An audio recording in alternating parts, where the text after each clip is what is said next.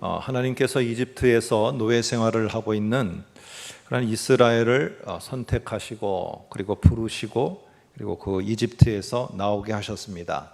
그리고는 그들에게 새로운 신분을 하나 주셨는데 그게 바로 하나님의 거룩한 백성이라는 신분입니다. 구약에서는 이것을 하나님의 거룩한 백성이라고 이렇게 길게 말하지만은 우리 신약적인 표현으로 하면은 딱 두 글자입니다. 성도입니다. 사실은 이 내포하고 있는 의미는 두 개 다 동일한 뜻입니다. 그런데 하나님께서는 이렇게 하나님의 거룩한 백성이라는 신분만 주셨을 뿐만 아니라 그 거룩한 백성인 이스라엘이 들어가서 또 감당해야 될 사명도 있고 들어가야 될 땅도 있습니다. 그게 바로 가나안 땅이고 그 가나안 땅에 들어가서 그들이 해야 될 역할들을 하게 됐습니다. 자, 그러면은 오늘 이 선배들, 이 신앙에 먼저 된 부모 세대들, 특별히 이 가나안 땅에 들어간 부모 세대들이 자녀와 손주 세대들에게 하나님이 우리와 함께 하시면서 특별히 우리가 이런 일들을 했다라고 그 명절날 모여서 그들이 서로 나눌 텐데요. 그들의 마음속에 가장 나누고 또 함께하고 싶었던 이야기들도 있었을 겁니다. 물론 그들의 절기 속에는 절기들이 가지고 있는 의미가 있지만은 가장인 그의 부모가 자녀들을 불러놓고 이런 말을 하고 싶었을 거예요.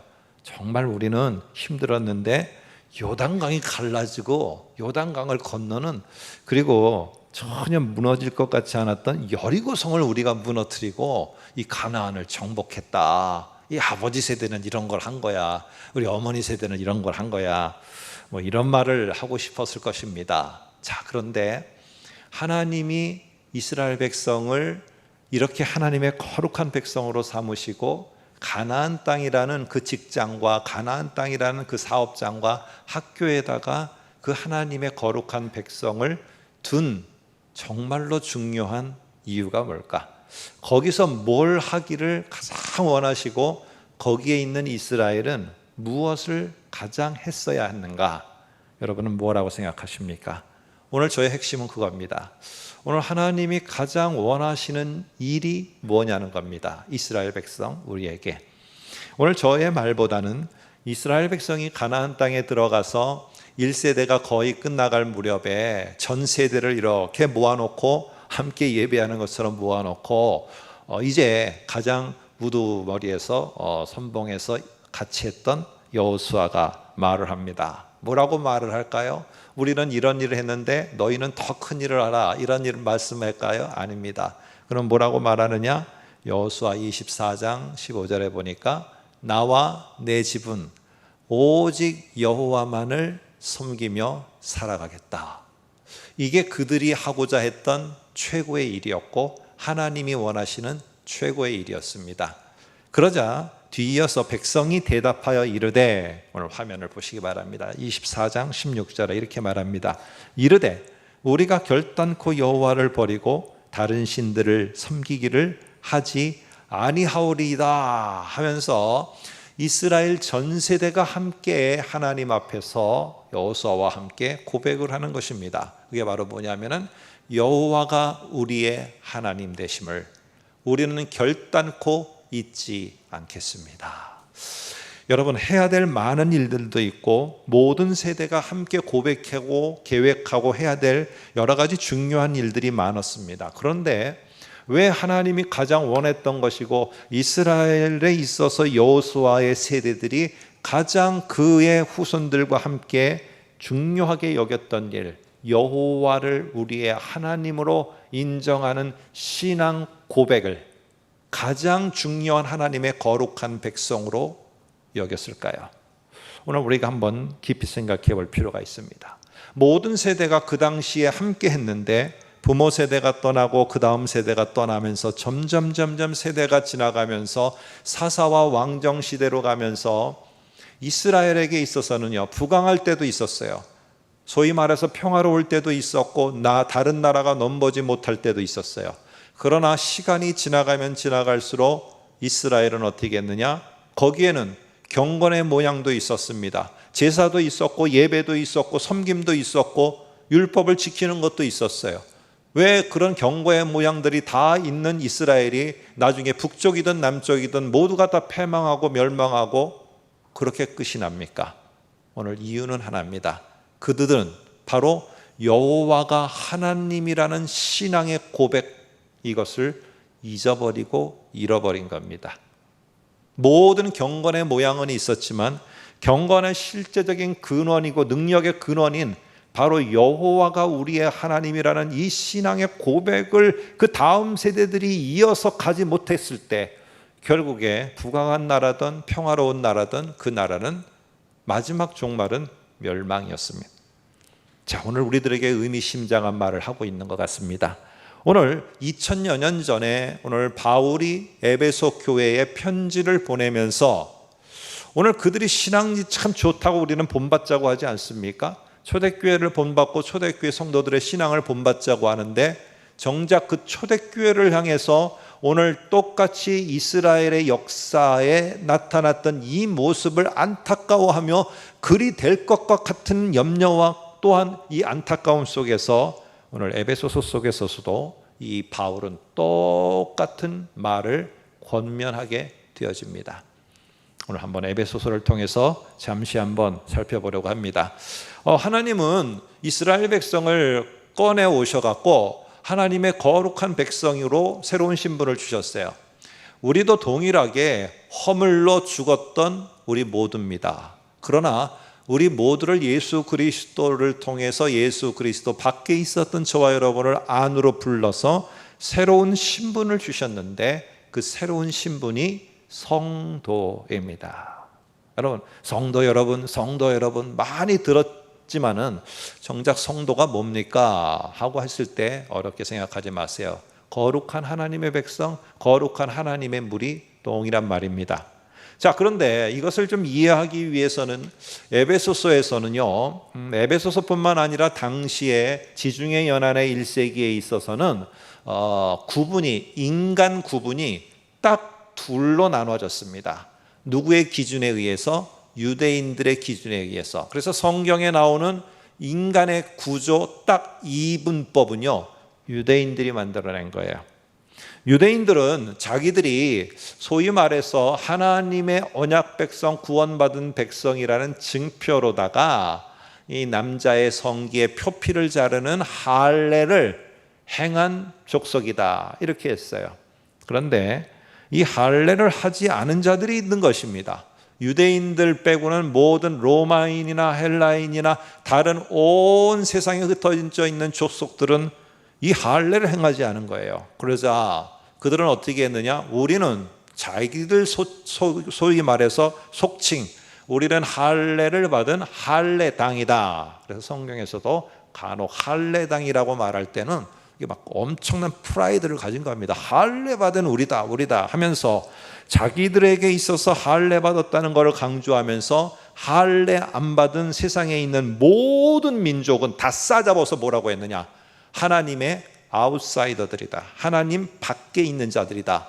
그래서 그들을 우리 성경에서는 뭐라고 표현하느냐 하면은 이방인이라고 표현합니다. 우리 오늘 에베소서의 번역에서는 외인이라고 나중에 뒤에 보겠습니다만 표현을 합니다. 그러니까 하나님 밖에 있는 자라는 거예요. 자, 이러한 부분에 대해서 하나님은 이렇게 구분해서 이방인과 그리고 유대인을 이분법적으로 하는 것을 하나님은 원하느냐? 아니라는 것을 오늘 바울이 말하려고 합니다. 자, 한번 2장 11절 제가 설명한 것이 바울이 말하고 있는데 한번 볼까요? 이렇게 말합니다. 손으로 육체에 행한 할례를 받은 무리라 칭하는 자들로부터, 그러니까 유대인들로부터, 다른 자들은 뭐로다가 다 규명됐느냐? 할례를 받지 않은 무리, 이방인이라 아웃사이더라 하면서 칭함을 받은 자가 되었다 하면서 이렇게 말을 하고 있습니다. 여러분, 이거는 좀 더 심각합니다. 이들은요, 실제로 예루살렘은 이 요새화된 도시이기 때문에 아주 높은 지역에 있습니다. 높은 지역에 있고, 그리고 그 안에 성전이 있는데 이 성전 맨 상단에는 정원이라고 할까요? 뜰이 있습니다. 근데 이 뜰에는 맨 상단에 있는 뜰에는 누구만 들어갈 수 있느냐? 이스라엘만 들어갈 수 있었어요. 이스라엘 사람들만. 그래서 한쪽에는 제사장들만 들어가는 뜰, 또 동쪽에는 또 여인들만 들어가는 뜰, 또 다른 쪽에는 남자들만 들어가는 뜰, 뭐 이렇게 구분 지어놓기는 했습니다만 제일 상단에는 어쨌거나 이스라엘 사람들만 들어갈 수 있는 뜰이에요. 그런데 거기서부터 4계단을 내려오면은 담이 쳐져 있습니다. 이 벽이 쳐져 있고 그 벽에서 또다시 오른쪽으로 14계단을 내려가면은 또 하나의 이중적으로 되는 담이 쳐져 있습니다. 그리고 그 담 밖에 누가 있느냐?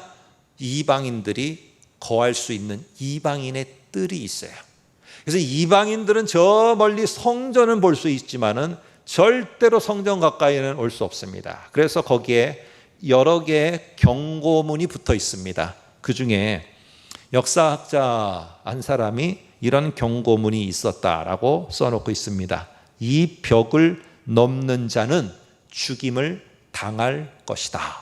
이 경고문을 붙여놨대요.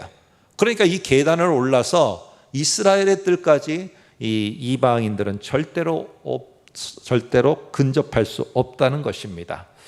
여러분, 오늘 이런 말 속에서 여기에 2장 14절에 보면은 이런 말이 나옵니다. 그는 우리의 화평이신지라 둘로 하나를 만드사 원수된 것 곧 중간에 막힌 담을 이라고 말을 해요. 이 중간에 막힌 담이 뭐냐? 여러분들 막 이걸 지어내면 안 돼요. 여기에서 말하고 있는 중간에 막힌 담은 바로 이방인의 뜰과 이스라엘 사이에 있는 이중적인 담, 벽입니다. 벽이에요.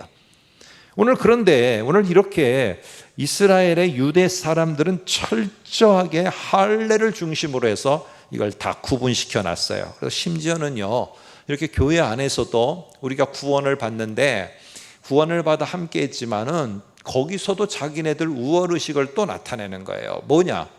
우리는 할례 받은 자라는 거예요. 어떻게 할례를 안 받고 구원받았다고 하냐? 예수 믿고 구원, 오케이, 좋다는 거죠. 그런데 플러스로 뭘 하느냐? 할례를 덧붙이자는 거예요. 할례를. 그래야 완전한 구원이 된다고. 계속 유대인 출신의 기독교인들은 이걸 고집하는 거예요. 교회가 계속 술렁일 수밖에 없죠. 여러분, 그러다 보니까 오늘 나중에 4장에 가서 바울이 중요한 말을 나중에 가서 하게 됩니다. 자, 그런데 유대인들만 이런 게 있었던 게 아니에요. 당시에는 로마의 시민으로 살아갔던 사람도 교회 안에 있게 되었죠. 근데 로마의 시민, 로마 사람들은 자기네들의 특권 계층인 것을 주장하지 않았을까요? 아니에요. 그들은 뭐가 있느냐? 나는 로마 시민권이 있다는 거예요. 그래서 우리는 황제의 보호를 받고 황제의 유익함을 얻고 황제로부터 모든 걸 제공받고 이러면서 자기네들이 이 로마 시민이라는 것에 대해서 혜택을 받고 있는 것에 대해서 엄청 자부심을 느꼈어요. 그러다 보니까 유대인들 가운데는 할례는 주장하지만 시민권 없는 사람도 있고, 그러면서 많은 혜택을 못 받는 사람도 있고, 뭐 교회 안에도 시민권 없는 사람도 있고, 그러다 보면 그 사람들은 항상 우울하게 어찌 보면은 절망스럽게 살아가야 되고 뭐 그런 거 아니겠습니까? 그러다 보니까 시민권이 없는 사람을 가리켜서 오늘 2장 뒤에 나옵니다만 뭐라고 표현하느냐면요, 나그네들이다 이렇게 말을 해요. 근데 나그네라는 말이 뭐냐? 유대인들은 할례를 안 받은 사람들을 뭐라고 하느냐면은 이방인이다라고 하고요, 로마 시민권을 가진 사람들은 시민권 없는 사람들을 나그네, 다른 말로 불법 체류자. 어떤 사건이 벌어지면 그 사람들은요, 진짜 이러지도 못하고 저러지도 못하고 어쩔 때는 죽임을 당할 수도 있고, 이러한 데 있는 아주 별 볼 일 없는 자인 그러한 나그네라다가 구분을 해버립니다. 아니 근데 이게 교회 안에서도 로마 시민권이 있니 없니, 아니 할례를 받았느니 안 받았느니, 이게 구원이 있니 없니, 이렇게 되면 안 되잖아요. 그래서 오늘 바울이 명확하게 말합니다.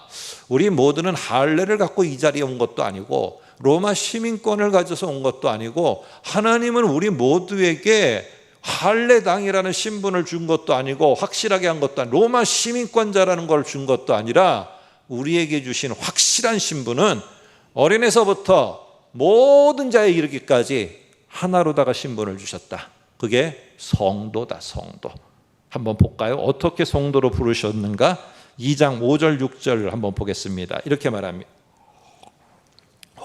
허물로 죽은 우리를 그리스도와 함께 살리셨고 또 그리스도와 함께 일으키사 그리스도 예수 안에서 함께 하늘에 앉히시니.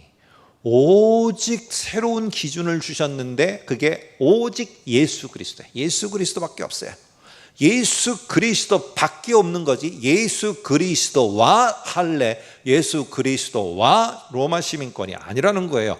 오직 예수 그리스도만, 예수 그리스도하고만 함께만 살림을 받고 일으킴을 받고 구원을 받아 하늘나라에 임하게 된다는 거예요. 여러분, 완전히 새로운 신분을 주셨어요. 그게 이 정말로도 귀한 이 성도라는 신분이에요. 여러분, 이 성도 너무나 우리가 쉽게 말하니까 이것의 가치에 대해서, 의미와 가치에 대해서 너무 소홀하게 생각할 때가 있어요. 목사, 장로, 권사, 집사, 모든 것들, 선생, 모든 것들은 이 땅에 있을 때의 직분으로 주어진 거예요. 떠나가면은요 다 사라지는 거예요. 그러나 새하늘과 새 땅에서 여전히 우리들에게 한 가지 남아있는 신분은 뭐냐? 성도예요. 성도들이, 수많은 성도들이 어린 양의 보좌 앞에서 하나님을 찬양하고 성도만이 남는 거예요. 오늘 이 새로운 신분을 주어졌기 때문에 우리가 이방인으로다가 취급받아서 할례를 안 받았다? 그래도 괜찮다는 겁니다. 바울은 이방인 취급하라는 거예요. 그거 기죽지 말으라는 거예요. 너희는 나그네라고 취급받느냐? 기죽지 말으라는 거예요. 그래서 베드로전서 1장 1절에서는 베드로가 성도들을 향해서 의도적으로 뭐라고 표현하냐면은 성도들, 너희들은 흩어진 나그네들이다, 이렇게 말을 해요. 근데 나그네라는 말을 다른 헬라어를 써요. 그러면서 구분을 짓는 거예요. 너희는 다른 사람들이 나그네다, 너는 시민권자도 없고 혜택도 못 받고 너는 가난하고 쪽방살이하고 이렇게 산다 하더라도 그래, 나는 그렇게 산다. 그러나 나는 니네가 말하는 나그네가 아니라 하나님으로부터 나는 뜻을 받들어 목적을 이루기 위해서 이 땅으로 보냄받은 그러한 하나님의 전권 대사다. 그래서 베드로가 뭐라고 말하느냐? 그냥 나그네가 아니라 전권 대사로 뿌림을 받은, 씨처럼 뿌림을 받은 흩어진 나그네다, 이렇게 당당하게 살으라고 합니다.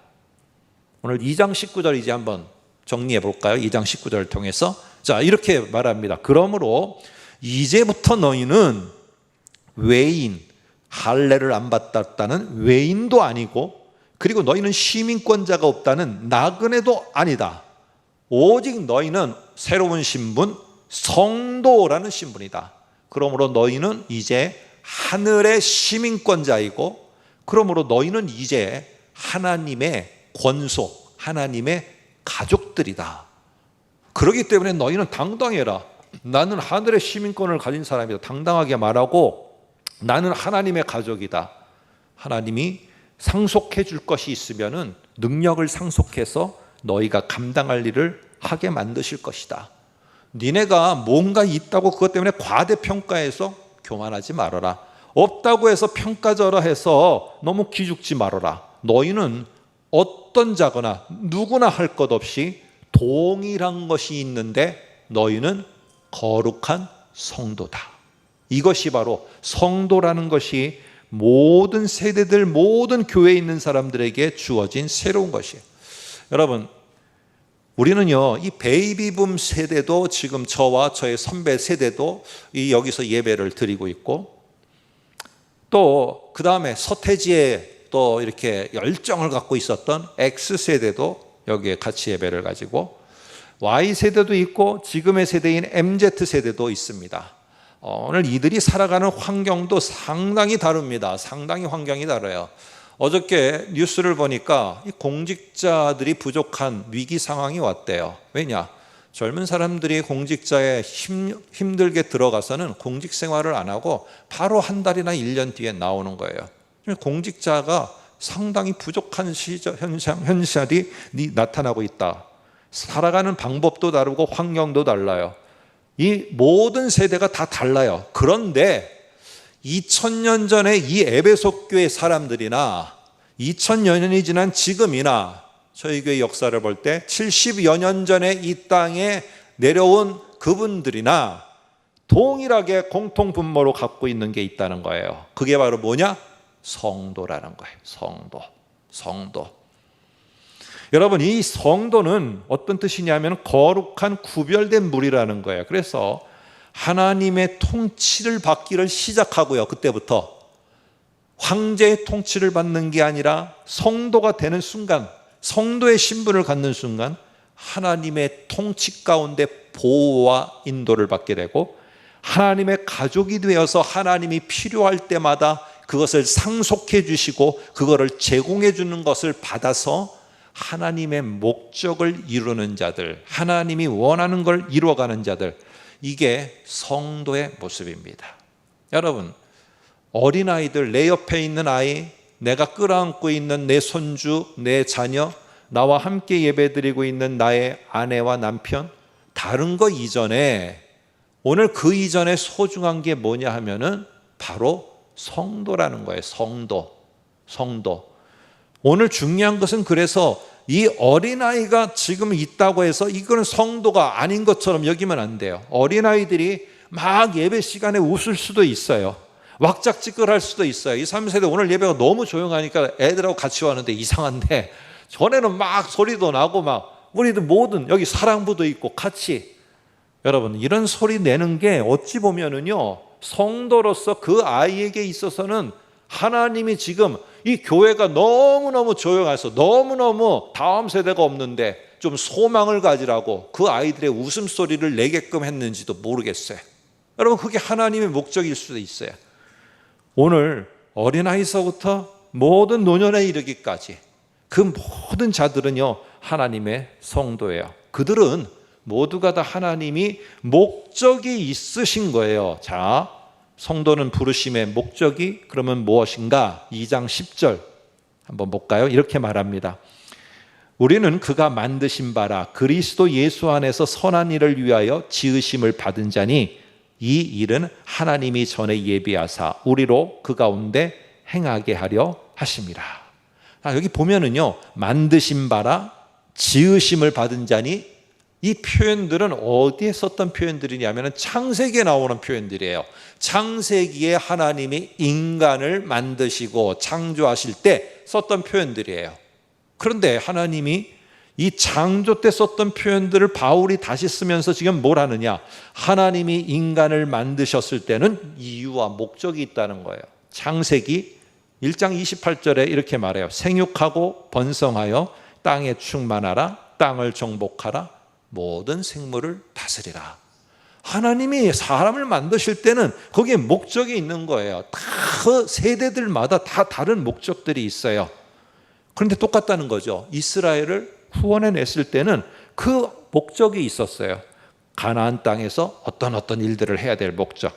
우리를 하나님이 불러내셔서 그리스도 밖에 있었던 저와 여러분을 그리스도 안으로 불렀어요. 물론 여러 가지 이런저런 일이 있습니다. 그래서 교회는, 성도들은 어떤 세대는 맨 땅에 헤딩하고 개척하고 막 힘들고 땀 흘리고 막 천막 짓고 이러는 세대가 있어요. 그런데 어떤 세대들은요, 그거를 잘 성장하게끔 하는데 몰두하는 자들이 있어요. 바울과 함께 했던 이 세대 사람들은요, 어떻게든지 이방인 저 영역까지 가서 예수의 복음을 듣도록 애를 썼어요. 그러나 그게 초대로 가면서요, 점점 초대 쪽 지역으로 세대로 가면서 그 다음에는 하나님의 신론, 예수의 기독론, 이런 것들을 정착시키려고요, 자기 목 내놓고 했어요. 목 내놓고 이거를 그렇게 지킨 세대가 있고, 그러다가 이제 확장해갖고 점점 성장하게끔 하는 세대가 있어요. 모든 성도들은 다 어린아이서부터 모든 세대에 이르기까지 하나님이 다 거기에 맞게끔 맡기시는 일들이 있어요. 자, 그런데 오늘 바울도 4장서부터 이제 성도들이 무슨 일을 해야 되는가, 가정의 결혼이라는 문제, 결혼에 관해서 어떻게 해야 되고, 영적 싸움에서 어떻게 해야 되고, 이런 것들에 대해서 이제 뒤로 갈수록 4장 이후서부터는 본격적인 실천의 삶을 말합니다. 그런데 이 바울이 성도라면은 이런 삶을 살아야 된다, 이런 삶을 살아야 된다는 것을 나열하는데 제일 먼저 성도가 최우선으로 해야 될 게 뭔가를 오늘 4장 1절하고 3절에 말해요. 중요한 거 아니겠어요? 다른 거, 가정생활, 사회생활, 직장생활, 섬김, 어려운 자 돕는 거 다 좋다는 겁니다. 영적 싸움 싸우는 거 다 좋아요. 성도들이 해야 될 일이에요. 그런데 이거 없으면은 모두가 다 허사다. 니네가 가나안에 들어가서 잘 살고 부강하게 되고 거기에 뭔가 좀 큰 탄탄한 민족을 이루는 거 다 좋다. 그런데 이거 없으면은 가나안에서 이스라엘 너희는 있으나 마나한 거야. 그게 뭐예요? 여호와가 우리의 하나님이라는 이 신앙 잊어버리면 끝이라는 거예요. 그러면 성도가 해야 될 가장 중요한 게 뭐냐? 1절 3절에 이렇게 말합니다. 너희가 부르심을 받은 일에 합당하게 행하라. 근데 그게 1번이 뭐냐 하면은 3절에 성령이 하나 되게 하신 것을 힘써 지키라. 이게 성도들이 교회가 해야 될 1순위예요. 바로 뭐요? 하나됨을 지키라는 거예요. 여러분, 하나됨이 뭡니까? 우리는 교회에서 이 하나됨에 대해서 좀 더 명확하게 우리가 배우고 이런 것들을 들을 것이 많지 않았습니까? 우리들 생각 속에서 정리를 합니다. 하나됨은 마음이 맞아갖고 막 이 사람 저 사람이 으쌰으쌰 되고 막 어느 교회 보니까 막 성도들의 마음이 맞아갖고 막 무슨 일도 하고 어떤 일도 하고 야, 뭐 또 했대. 여기 우리도 보니까 막 이렇게 마음이 맞으니까 막 무슨 일을 막 이렇게 추진해 나간대. 이거를 지금 에베소서에서 말하는 하나됨이라고 우리가 잘못 이해하는 경우가 있습니다. 4장 4절 6절 함께 볼까요?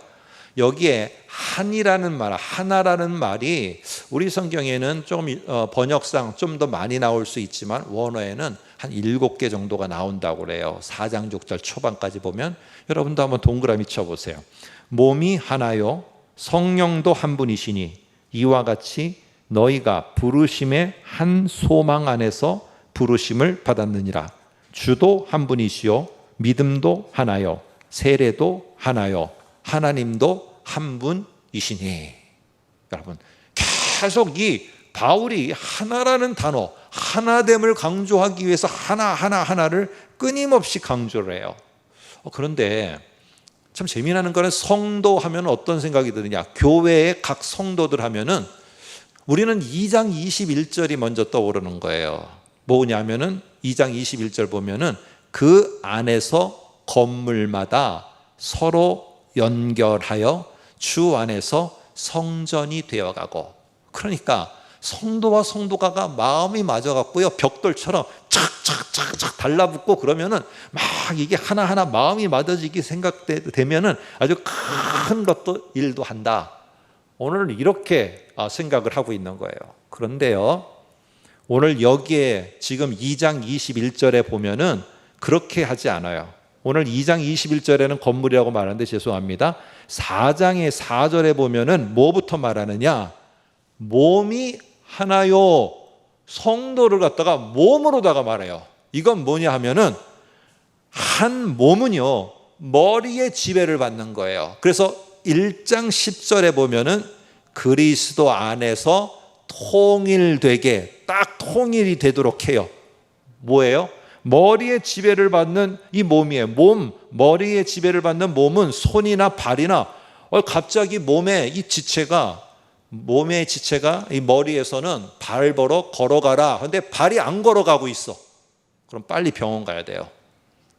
근데 손한테 움직이지 마. 여기에 움직이면 안 돼. 이 컵을 갖다가 잘못해서 놓치면 안 돼 하고 이 머리에서 명령을 줬어요. 근데 손이 딱 컵을 놓쳐버려요.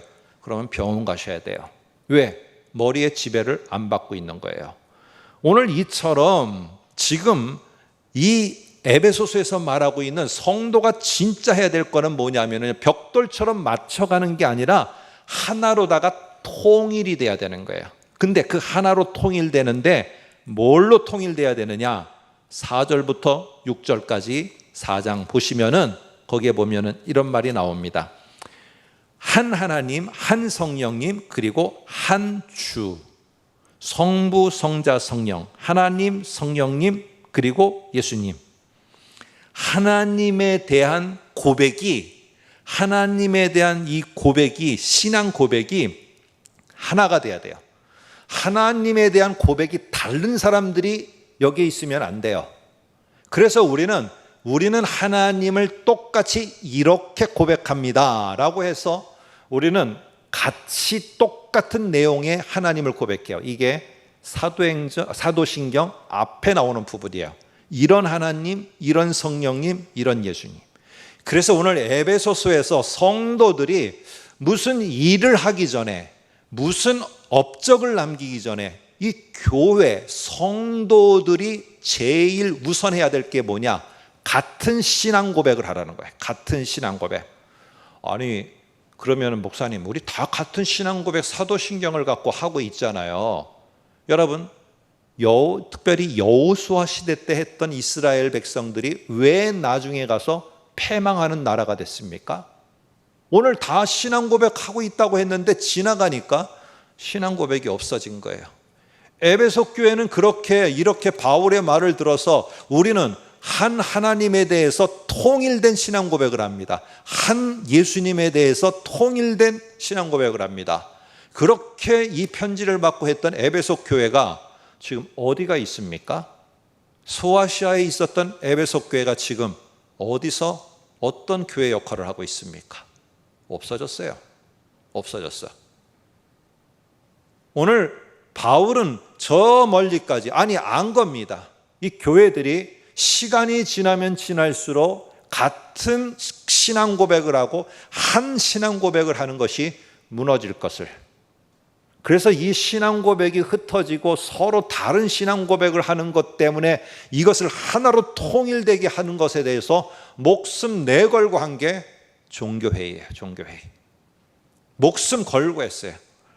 오늘 우리는 사도신경을 우리가 믿는다고 하는 하나님, 성령님, 예수님이 하나인 것으로 통일되게 만든 게 사도신경이에요. 그래서 저와 여러분들이 다 알고는 있지만은 조금 더 깊이 알도록 하기 위해서 우리 교회도 이 신앙 고백의 하나가 되는 이게 성도의 삶의 분명한 최우선이라고 오늘 성경을 통해서 하나님이 말씀하셨다면은 그럼 이걸 더 깊이 알도록 해야겠다. 그래서 10월 중순부터 교리 학교를 합니다. 이거를 구체화해서 더 우리가 알아갈 수 있도록 여러분이 유튜브로도 하고 녹화된 영상도 올리고 현장에서도 아주 탁월한 교수님을 모셔서 하니까 여러분들이 꼭 더 배우시기 바랍니다. 여러분 뒤에도 보면은 주도 하나요, 그 다음에 믿음도 하나요, 세례도 하나다. 5절에 말합니다. 주도 한 분이요, 믿음도 하나요, 세례도 하나다. 이것도 한 세트입니다. 당시에 황제가 지배하고 있는 사회 속에서 오늘 그들 나름대로의 물고기 표시를 하면서 하는 것입니다. 우리가 누구를 우리의 주로 확실하게 고백하느냐? 예수 그리스도가 우리의 살아계신 구세주이다. 이 그리스도임을 그들은 모두가 하나의 신앙 고백을 하는 자들이에요. 이것을 지키려고 끝까지 몸부림쳤는데 하나님이 가장 귀하게 여기는 성도의 일, 이게 바로 이 예수 그리스도에 대한 믿음과 신앙 고백을 지키는 게 교회와 성도들이 해야 될 최우선의 일이에요. 이게 무너지고 이것이 흐트러지고 이게 나의 삶 속에서 자리매김을 못하면은 결국에 교회가 어떤 일들을 해나가더라도 나중에 에베소 교회처럼 사라지고 맙니다. 요즘에 영국의 여왕이 죽게 돼서 웨스트민스터 사원이라는 그러한 장소가 자주 언급이 됩니다. 웨스트민스터 사원 가면은 정말 웅장합니다. 그런데 거기에는 소위 말해서 한 신앙 고백을 하는 성도들은 거의 없습니다. 거기에는 신앙 고백과는 관계가 없는 관광객만 있습니다. 오늘 신앙 고백이 흩어지고 신앙 고백이 사라지면은 교회가 사라지는 것은 순식간에입니다. 그래서 오늘 여기에서도 오늘 우리는 주 예수 그리스도를 우리의 구세주로 믿습니다라는 이 신앙의 고백을 끝까지 지켜가는 것, 이게 성도들이 해야 될 것이고, 그것을 지키고 다음 세대 또 다음 사람들에게 이어주기 위해서 하나의 의식이 세워졌어요. 그게 바로 무엇이냐 하면은 여기에 한 세례, 우리에는 세례라고 되어 있지만 세례는 하나요지만 더 정확한 표현은 연합입니다. 우리는 바로 그리스도가 죽을 때 같이 연합해서 우리는 죽고, 내가 물속에 들어갈 때 예수 그리스도와 함께 나는 죽고, 물속에서 다시 나올 때 예수가 부활하신 예수 살아나신 것처럼 우리는 다시 살아난 그런 존재가 되었노라 하면서 동일한 연합 속에 예수를 통해서만 우리가 다시 살고 예수를 통해서만 다시 구원받습니다. 나는 그것을 확실히 믿습니다. 오늘 이런 게 하나의 한 세례 하나에서 나타나는 거예요. 그래서 이런 신앙의 고백이 모두가 똑같아요. 이 사람도 저 사람도 다 똑같은 신앙 고백을 하는 사람들, 신앙 고백이 하나가 된 사람들을 가르쳐서 뭐라고 하느냐? 사도신경에서 거룩한 공회와, 이 거룩한 공회라고 할 때 그것이 바로 우리는 신앙 고백을, 하나의 신앙, 통일된 신앙 고백을 하는 자들입니다. 이거를 내가 굳게 믿습니다. 이게 거룩한 공회입니다. 여러분, 예수 그리스도와 관련해서 성경 오늘 이 본문에서 말하고 있지 않지만은 오늘 세례와 더불어서 예수의 죽으심, 예수의 찢기심과 피 흘리심이 그것만을 통해서 우리는 구원을 받고, 그것만을 통해서 우리는 속죄를 받고, 그것만을 통해서 우리는 하늘의 시민이요 바로 하나님의 권속 가족이 됩니다. 플러스 알파 안 돼요. 플러스 할례 안 돼요. 플러스 로마 시민권 안 돼요. 오직 우리는 예수 그리스도의 찢기심과 피 흘리심만 통해서 우리는 구원받은 자입니다 하면서 그들은 서로가 뭘 하느냐? 성찬식을 합니다. 여러분, 그래서 성찬식을요, 캐나다나 북미에 가면은 이렇게 합니다. 주보에 보게 되면은 커뮤니온이라는 이런 순서가 나오게 됩니다. 성찬식을 영어로 Holy Communion이라고 하는데, 홀리라는 말은 거의 붙이지 않고요, 커뮤니온이라고 하면은 이 시간이 뭐 하는 시간이냐? 성찬식 하는 시간입니다. 그런데 이 말은 커뮤니온이라는 말은요, 뭐 식사의 의미 뭐 이런 거 들어가 있지 않아요. 여기에 의미는 뭐냐면은 교제 교통이에요. 교제 교통. 그래서 사도신경에 이렇게 말합니다. 우리는 성도가 서로 교통하는 것을 믿는다는 거예요. 이 말은 뭐예요? 우리 모두는 이 성찬에 참여하여 예수만이 우리의 구세주가 되시고 예수의 찢기심과 피 흘리심만으로 우리는 속죄와 구원받는 것을 우리는 굳게 믿는 자들입니다 하는 것. 성도의 교제가 팀하시면서 성도의 교제가 있어야 됩니다. 물론 맞습니다. 그러나 사도신경이 말하는 성도의 교제와 교통은요, 성찬이에요. 성찬. 오늘 4장 4절에서도 하나를 더 말합니다. 우리는 부르심의 한 소망을 끝까지 지키며 가르쳐야 되고요, 배워야 되고, 이거 놓치면 안 돼요. 그게 뭐냐? 성도는 한 소망 안에서 통일이 돼요. 그 소망은 뭐냐? 다시 오실 예수 그리스도. 그날에 우리 몸이 다시 살아나고 그때에 우리는 영원히 살 것이라는 것. 이 한 소망에 통일된 자들, 이게 성도들이고, 이것이 지켜가는 것이 성도가 최우선으로 해야 될 일이에요. 여러분, 수많은 교회들 속에 오늘 바울이 왜 이 성도가 지켜가야 될 최우선으로, 제1선으로 신앙 고백 지키라고 했을까요? 잘하고 있는데 그랬을까요? 그럴 수도 있죠. 그러나 점점 신앙 고백에 하나님과 예수님과 성령과 다시 오실 주님, 그리고 예수 그리스도의 이 피 흘리심과 죽으심을 통한 구원에 플러스 알파가 붙더라는 거예요. 플러스 알파가 교회 안에서 자꾸 붙더라는 거예요. 그러다 보니까 교회가 흔들리고 교회가 가는 일들이 어려워지고, 여러분 2000여 년 전에 벌써 이랬어요. 오늘 우리는 성도로서 우리가 최우선으로 지켜야 될 것, 우리가 하고 있는 신앙 고백을, 이 신앙 고백 가운데 하나가 되는 것을, 우리가 신앙 고백으로 통일이 되는 것을 끝까지 잘 지켜가는 것, 이게 성도가 최우선으로 감당해야 될 우리의 모습입니다. 기도하겠습니다.